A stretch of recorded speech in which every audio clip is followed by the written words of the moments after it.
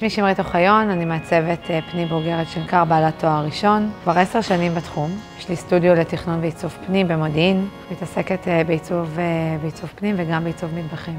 הלקוחות שלי הם מההשראה שלי, תוך מטרה באמת ככה להתאים להם את העיצוב ואת התכנון, שבאמת יהיה בהלימה לצרכים, לרצונות שלהם כיום וגם בראייה עתידית. משהו שמאוד מאוד מנחה אותי ותופס לי תמיד את העין זה נושא של טקסטורות.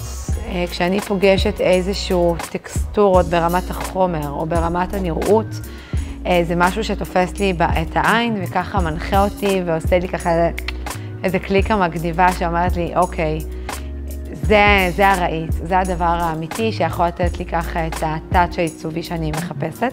מחפשת איזשהו עניין, איזשהו משהו שהוא יוניק, שהוא ייחודי, שלא רואים אותו בכל מקום, והוא באמת יכול לתת לי טאץ' עיצובי מאוד מאוד גדול.